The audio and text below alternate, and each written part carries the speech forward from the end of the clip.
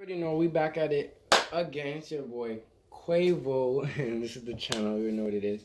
I'm here playing a little 2K, but on some real note, I thought I'd pause and do what I said what I was gonna do, which is tell y'all tips, in my personal opinion, on how to pass exams. Now, everyone's gonna be like, "Whoa, like only some of us have exams." Well, it's for you who do have exams and those who are gonna have exams come in the next couple months. It's just tips regardless, no matter when or how or to what circumstance you're having your exams.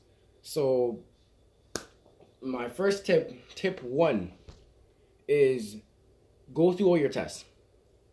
Make sure that if you did throw away some of your tests, hopefully you can find them back. And if you can't, well then that's tough. But if you do, then this does concern to you. Go and get your tests.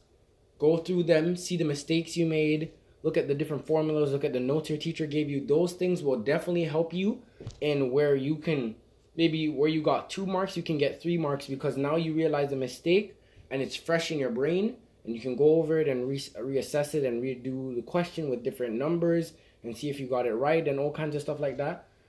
Tip number 2, always get ask your teacher for exam review. If your teacher does not give you exam review, let's say for instance you have a class where you have a textbook, go in your textbook and just go in through the chapter test reviews. Don't do the whole chapter review because sometimes, depending if your teacher taught you stuff or not, a lot of stuff can be in there. It can be like over 5-7 pages, and that's just, it's not really helpful. Not really, in my personal opinion, it's not that helpful because it's just, if you don't understand, or it's so much work, you could be doing so much work or so much of these questions and then they don't end up on your exam, or they don't end up in the wording or in the circumstance that you practiced it in. And a lot of times that happens where you know the answer or you know how to get the answer but only due to certain circumstances, and that happens a lot. And that's what I'm gonna tell you about in the other tip. But for this tip, if you have a textbook, do the chapter test reviews, the first chapter all the way to the last chapter wherever you stopped, and go through it, memorize those kinds of stuff. Tip 3, now this is what I was talking about a little earlier.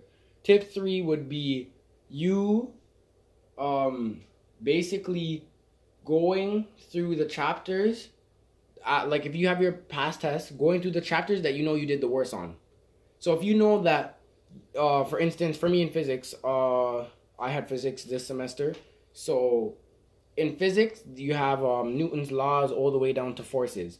If I know I did worse in forces than I did in Newton's law, then I'm going to focus on forces more than Newton's law because I know at least if I can bring this one to an equal level and then, try to, balance it out, I could at least have a better chance of passing when it comes to those kind of questions. And that's what you have to do. You have to isolate and really focus on and concentrate your attention onto things that you do the worst. Other than that, I would say tip number 4 would be have a friend. Studying with a friend or someone that you like to communicate with makes things easier because you guys can test each other, you guys can do questions with each other, you guys can ask each other questions, and it doesn't matter if the person is smarter or, in your opinions, dumber than you are, because at the same time, there's a quote that says iron sharpens iron. And even if he's worse at the course than you are, by you two going at each other and learning from each other and giving each other little tips and tricks, you make him better and he makes you better because now your understanding is beyond what it was before. Because when you're just doing work, you're just writing down the answers. But if you can sit down and explain and go into detail on how something works and how it, I'm looking for the right word, but I'm not really finding it. That's why I'm spacing out the hand gesture is. And if you can find a way to, share details and those kinds of stuff in that kind of way, in that kind of depth, there we go. If you can find those kinds of stuff and say in such depth that a person can really look at it and be like, oh yeah, that makes sense, because it's simplistic, but it's still but it's not too simplistic where the fact that it's easy, it's just simplistic that it's understandable because you're breaking it down section by section, part by part, step by step. So it's easier to relate and easier to repeat. And I think those kinds of stuff are really good. So having a partner is really good. I didn't really put a cap on how much tips I'm gonna give, but give or take the way how I'm feeling, I'm probably gonna try to aim for 10, and maybe another time I'll try to aim for different stuff for a different amount of numbers for different topics. And you guys tell me if you guys like these videos also. I know usually something you do at the end of the video, but I thought I'd shout it out, make it a little mix match today. So moving on to the fifth tip, I believe, go to your teacher. Now, this is the case where it comes to, do you like your teacher? This kind of teacher, that kind of teacher. When I say go to your teacher, I should have said earlier, go to a teacher which can help you and which you're comfortable with. There are some times where you're with teachers and you don't really agree with them, and you guys just don't work together. So you sitting in a classroom with them, extra time beyond class, even though you need the help. Like, don't get me wrong, there's nothing wrong with sucking up your pride and being like, okay, well, I don't like you, but I need you at the moment. So let me use you so I can move on from you and, be done with you. You can take that. But sometimes, due to the way how you are as a person and knowing that you just don't want to work with this person, there are teachers that you're probably more comfortable with who may be able to help you in that field, or find you someone who's more able to help you in that field, And that's why you should always try to keep connection with different teachers. Not saying that the teacher in your class, you should, but saying you just don't, try to keep connection with different teachers, because you never know which teacher might know something or have a back study to whatever you're learning, and she can sit down after school or maybe even before school at lunch and help you out in the different ways you need. So that's tip number 5. Tip number 6 now. Sorry. Take breaks. And I don't mean like, okay, well, I'm gonna, sit down for 5 minutes, work, and then I'm gonna take like 3 minutes off, and then I'm gonna get 5 minutes work. I mean, you can assess it and time it and manage it all the ways you want to. So I shouldn't say that you shouldn't. I should say, in my opinion, I don't do it like that. I haven't done it like that. In my opinion, when I take my breaks, I work for like 30 minutes, half an hour, 25, 30 minutes, or 15 to 20 minutes, and then I'll just break. Depending on my break, is like, I'll go and I'll just do stuff that doesn't really need, it's not necessarily, it doesn't need my brain to function, but it doesn't give it that much struggle, because when you're doing stuff like studying, when you're cramming so many things in at your brain at the one time, it gets so condensed and so tight that sometimes it's harder for you to take things in. But when you take that break, it gives it that time to, the contrast, I think that's the word, and it helps it to relieve, and then, you can take more things in. And so when I take my breaks, I'll go on YouTube videos, watch comedians, watch like 5-minute videos, 4-minute videos, like 4 or 3 of those, about 20 minutes worth. So maybe I go evenly on the break and on the work, but sometimes I work more and then I take like small breaks. So maybe to eat a snack, see what my brother's doing, Sorry, my throat. I would use a term that came to my mind right now, but I don't think a lot of people may know it. So I'm not going to use that term. I'm going to instead use a term that everyone knows, which is slacking. I was going to use a more cultural word that I know, but I'm pretty sure not a lot of people know it. So slacking, it's basically the same thing as slacking. So slacking, slack off. Your break should really be a slack off. You shouldn't be overworking your brain, because you want your brain to relax and process everything that you just learned, or everything that you just took in and kind of smushed in there. You want it to kind of now process it and take it in and remember all the little things you did. Like this equation and this equation are the same thing. You can reverse them and they're the same thing. This can equal to this, because a lot of times when you rush studying, or when you do things and you don't give yourself a break, sometimes it's that little detail of that little equation or that one word out of that phrase that you need, and you can't remember it, but you remember everything else, but you can't remember that one little thing. You remember seeing it slightly and picturing it, but you can't actually put it to paper. And that sometimes happens because you overstress the brain, or because you rush it to the fact where it's like, okay, well, I skimmed over it, but I never took the time to process it. And that's what a lot of people do during taking tests, and that's another video I'm going to do. But moving on. So I believe we're on 7 now. So tip number 7, if you are taking a test. Now, I personally have failed at this, but when you're taking a test, I mean, I know there's always that feeling of not being ready and stuff, but I mean, like, if you have a whole day to study, let's not even say weeks before all that. If you have a whole day to study and you start studying and you go from the beginning and you reach to the end, and then you chop it up into little smaller pieces, and by chop it up I mean, the different sections, and you kind of analyze, okay, well, I did everything, but I feel like I could use more work here or here, and you take about, let's say, 30% of your day to do that. If you do such a thing, and then coming towards the night you give another maybe 10%, and that takes you to about 11 o'clock, I would suggest you go to sleep.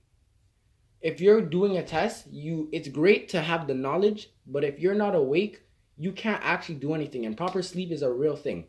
So I'm gonna talk about this more in tip 8, but basically, when you learn things during the night, it's probably the next tip, but I'm gonna leave that for the next tip. So to continue on 7, make sure that you get yourself proper sleep. You need the sleep, because if you're in that test, and no matter how much you know it, once your body starts to get tired and it starts shutting down, and you're sitting there in one spot for so long, over an hour, and you're just there, riding, eventually you fall asleep. And from falling asleep, you lose time. And then from there, you're in a rush to try to catch back up. And it's not like you don't know anything. It's just the fact that your body isn't focused. It's not there. It wants to shut down. It wants to sleep. And you're still trying to push and struggle ahead. And it's fighting against you. And if you slip up, it just unravels. And you end up falling asleep until you eventually catch yourself. And you start struggling again to wake up and start running, try to do more questions, or go to the questions you know more, and that kind of stuff. And that's also something I'm going to be talking about in the next video. But anyways, so that for sure is get enough sleep. And by enough sleep, I don't mean like 4 hours, like try to get, I mean, it's kind of dumb for me to say, get 5 when, it's almost an hour's difference. But, to be honest, an hour is a lot. I mean, from personal experience today, I studied up till 5 and I woke up at 6.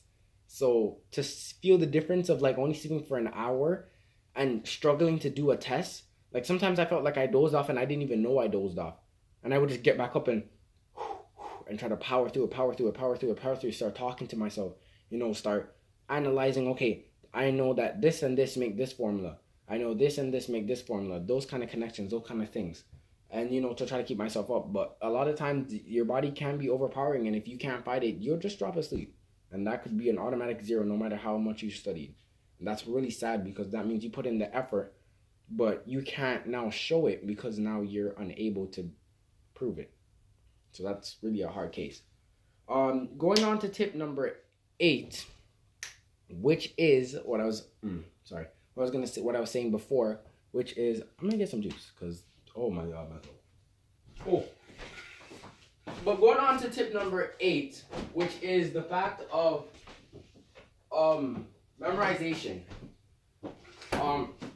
You want to memorize things, because like formulas and those kinds of things, people always just see them as, numbers or letters, or, and I guess I'm talking more like in the math-based sense, because when you have English, it's, I don't want to say it's common sense, but I want to say it's logical thinking. And for that, I feel like you do it on such a daily that it doesn't seem to be such a struggle. While math, physics, chemistry, bio, things that include formulas that you don't do on a regular, that you just learned, things that are just new to you, those things aren't a regular in your life. And so those things take a little longer to become preset within you.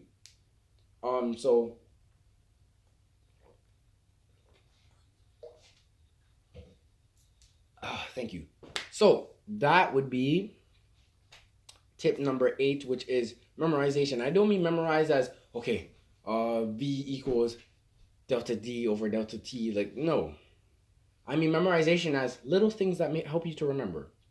So if you know that there's an equation that you always forget, but it's really important, find something about the equation. No, or find something about the questions. They all have a certain pattern. Regardless of how they're worded, regardless of what they are, they all still look for the same answer. So look for that pattern. Okay, well, when it wants me to use this formula, it gives me this, this, and this. And these make this to combine together to make this, and then that gives me my final answer. And you gotta make those connections and those stages and those steps so that when you go and now take that test, you're like, yes, I remember here, here, here, here, here, here, right? And it's just an easy process going through your brain. It's just like stacking bricks. It's just one after the other, and it's something that's reminiscing within you. And if you want to memorize an equation, use it often. If you can't remember an equation, just practice it. Use a lot of questions.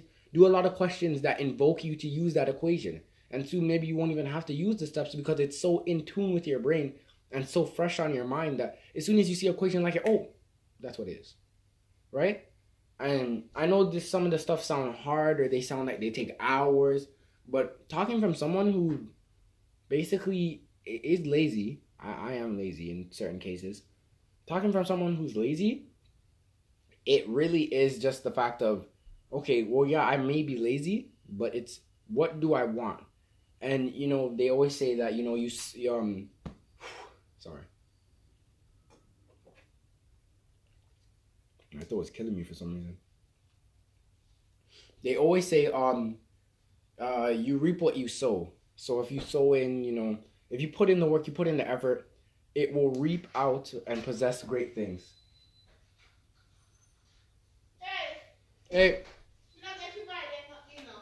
Where are they? Oh. Okay. Nice. And gone with them. Oh. Okay. So I'm not getting by nothing. Oh, alright. So. Okay. Oh. They're